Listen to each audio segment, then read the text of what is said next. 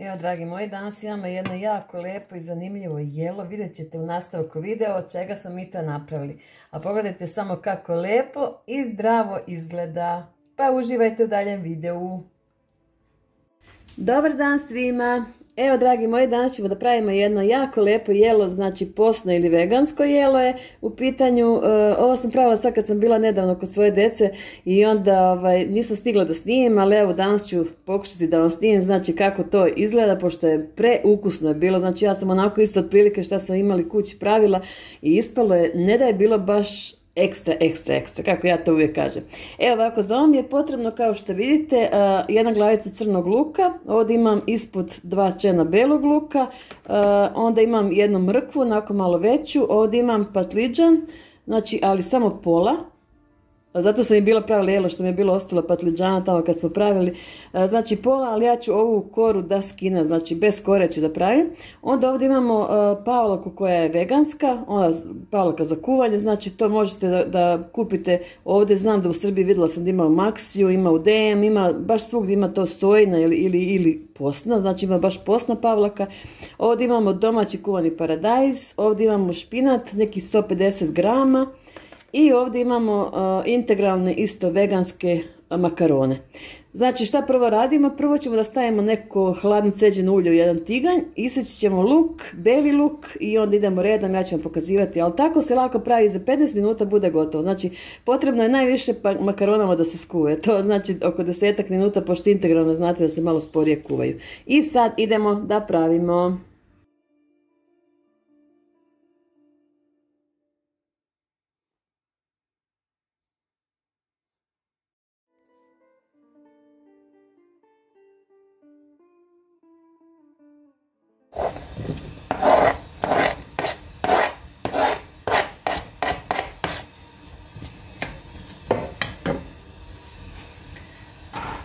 Evo ovako, znači u maslinovo ulje, ja sam stavila maslinovo ulje, stavimo luk da se prži i onda ćemo poslije da dodamo i beli luk.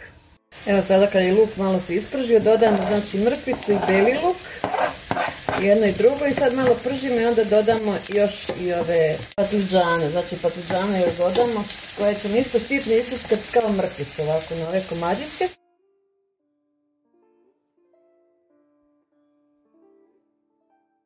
Zatim dodajemo i ovaj patliđan koji smo isekli na sitne kockice i još malo pržimo. Dodajte samo malo vode, onako kad se uprži malo. Znači samo malo vode da to što pre omekša.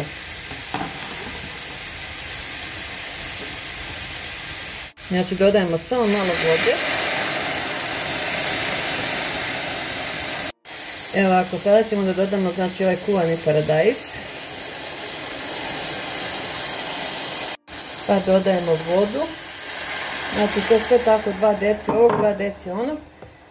I sad ostavimo to još malo tako da krčka.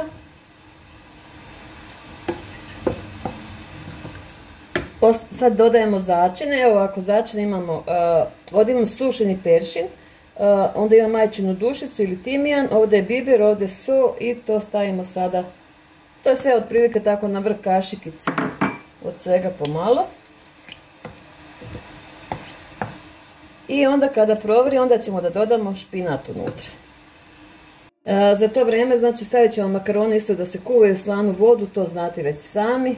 I sada kada je prokuvalo, ovdje dodajemo špinat, kao što vidite, znači samo stavimo unutra ovako.